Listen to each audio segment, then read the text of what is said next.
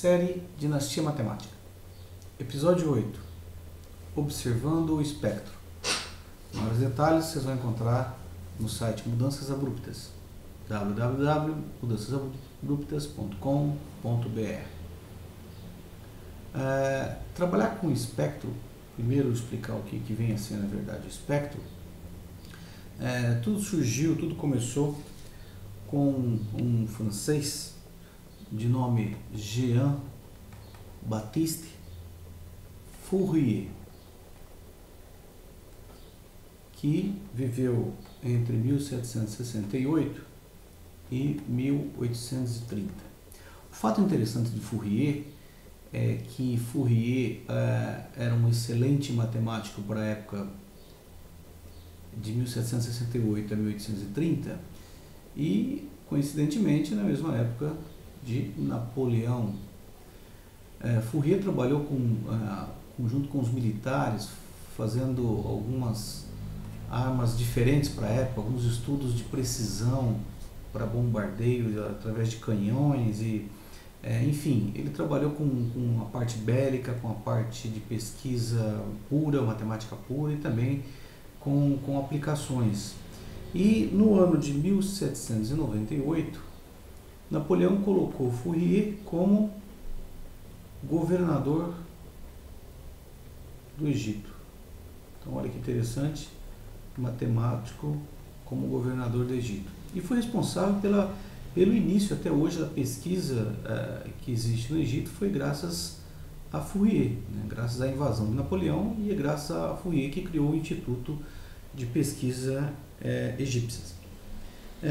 O que Fourier trabalhou foi, na verdade, a herança de Fourier é muito grande, mas duas coisas principais que eu quero falar aqui agora é sobre a série de Fourier. Então, série de Fourier que trabalha com dados reais e uma coisa chamada transformada de Fourier. Tá? A série de Fourier é uma série, na verdade, utilizada para ajustar dados. Então, se você tem dados dispostos no tempo, né? Então, se você tem seus dados lá e você quer ajustar esses dados a uma determinada curva, o que Fourier então fez foi bolar uma maneira de você interpolar esses pontos com uma série. Mas a diferença da série dele com as séries até existentes, então, é que a série deles era uma série sempre baseadas em seno, que dependia de uma frequência, né? Ou cosseno, que também dependia de uma frequência e de uma fase.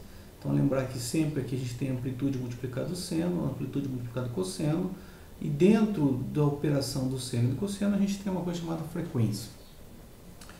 Pois bem, o que Fourier fez então com a série foi ajustar os dados através de senoides e cossenoides, ou seja, uma soma, subtração de senos e cossenos. Então a série dele poderia ser sempre ajustada com uma soma, né, um símbolo de somatório, onde você teria aqui o cosseno dos dados, né, que você gostaria de trabalhar, né, então com uma determinada frequência que você encontrou, mais o seno dos dados. Isso seria uma aproximação para a sua série que você tem, ou seja, uma aproximação para os seus dados reais. Fora a série de Fourier, ele criou uma coisa chamada transformada de Fourier, uma coisa realmente muito genial que até hoje todo mundo utiliza sem saber.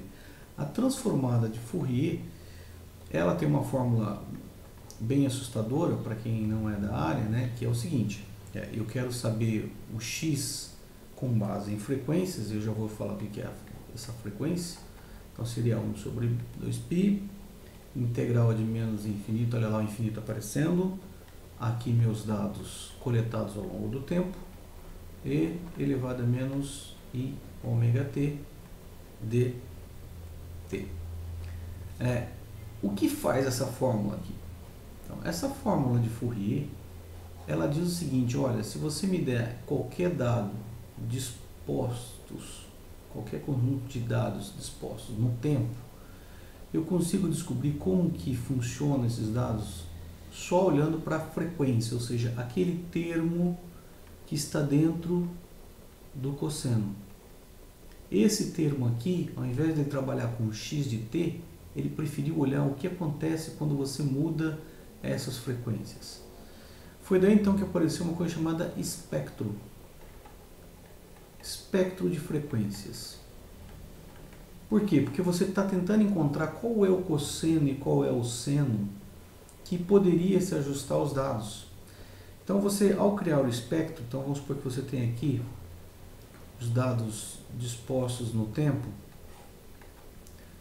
aqui x de t, aqui você foi lá, está observando o fenômeno, e o fenômeno tem essa característica aqui. O que a transformada de Fourier faz é, que tipo de cosseno ou que tipo de seno eu posso realmente encaixar aqui. E quando ele faz isso, tentando olhar para a frequência, ele transforma o dado que é no tempo, no dado agora aqui não é mais tempo, aqui é frequência de cosseno. E aí o que vai aparecer são, na verdade, picos nesse espectro, indicando qual é a frequência, ou quais são as frequências dominantes. Se eu tivesse uma coisa absurda como essa aqui, eu teria, por exemplo, poderia observar que essa frequência aqui, vou chamar aqui de ômega 3, essa frequência é dominante. Então bastaria eu pegar um cosseno com base nessa frequência e tentar ajustar o cosseno a esses dados. Todo mundo sabe, né, que na verdade frequência é o inverso do período. E tá aí outra coisa fantástica da transformada de Fourier, que se eu quiser saber também de quanto em quanto tempo esses dados estão se repetindo, eu consigo fazer o mesmo gráfico, só que ao invés da frequência, eu coloco aqui qual é o período de repetição desses dados. E aí, aonde aparecer aqui o maior pico, ele é o período dominante. Então eu consigo saber se daqui para cá qual é o tempo que eu consigo observar o mesmo efeito do evento que eu estou observando no passado. Qual a vantagem que você deve estar pensando sobre isso? A vantagem sobre isso é que se você tiver um sinal, qualquer tipo de sinal no tempo, observado, e esse sinal tem um certo ruído,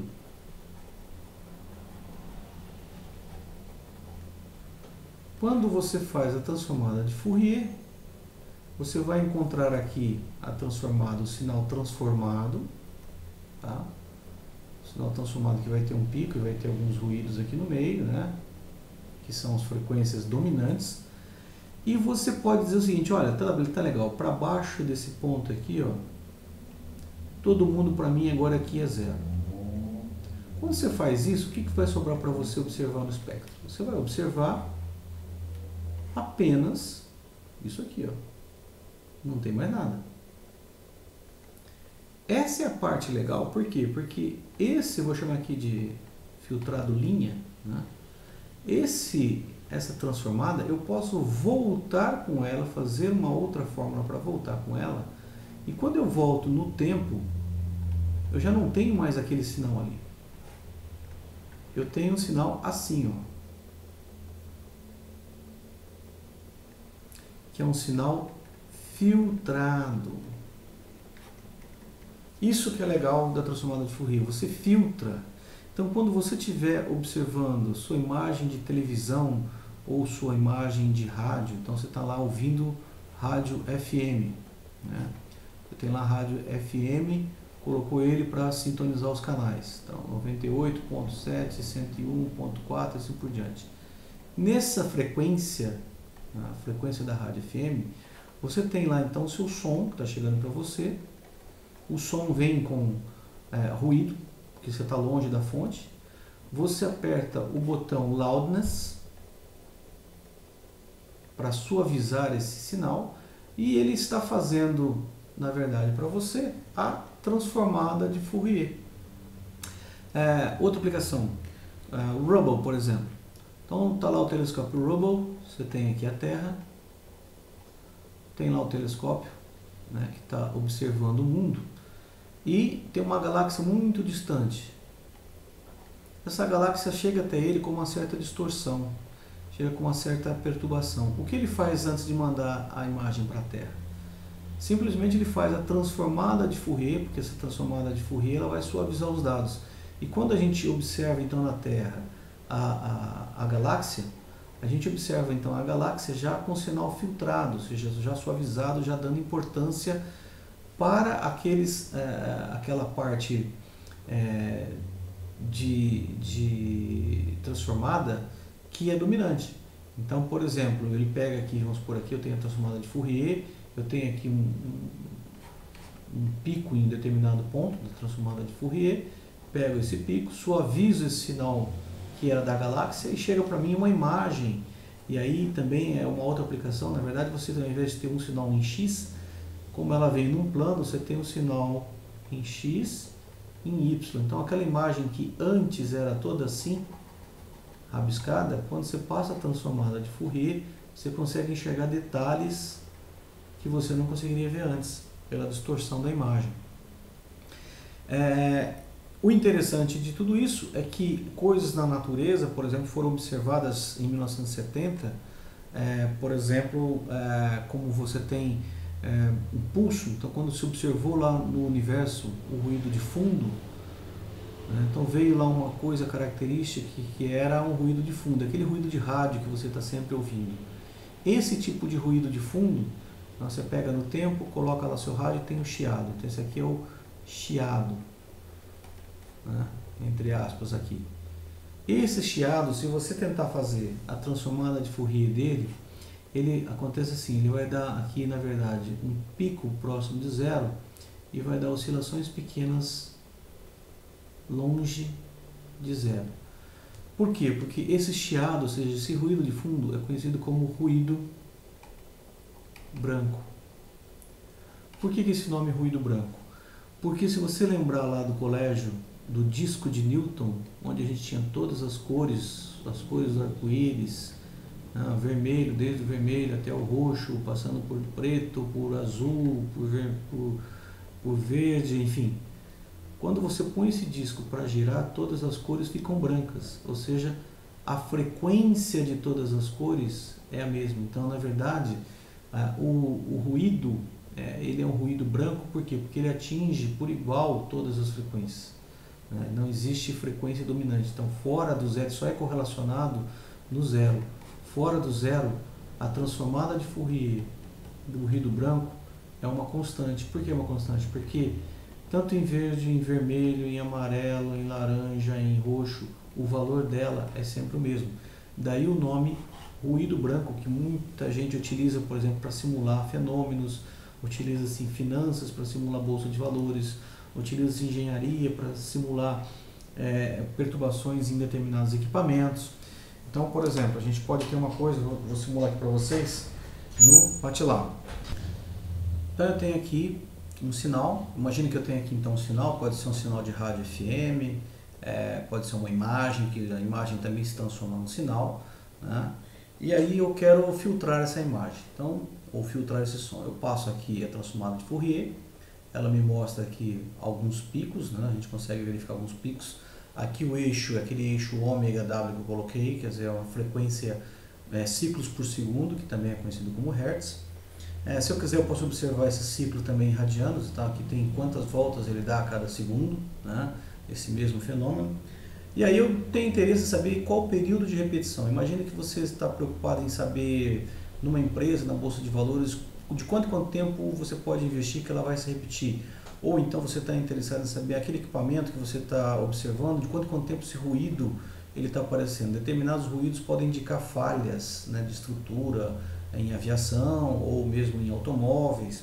Então eu quero descobrir o período. Aí eu venho, faço a inversa da transformada, na verdade eu calculo a inversa aqui da frequência, eu tenho o período, a inversa da frequência me dá o período, eu consigo descobrir aqui pelo menos aqui 3 períodos importantes. Este daqui, este outro pico e este outro, ou seja, cada um deles tem em algum momento eles se repetem. Então tem um período longo, um período menor e um período maior. Então esse seria o período maior de repetição, um período menor e um período bem pequenininho que faria parte da parte de perturbação. Se eu quiser filtrar, eu posso vir aqui então, passar uma linha tracejada aqui e dizer que daqui para baixo todo mundo é zero.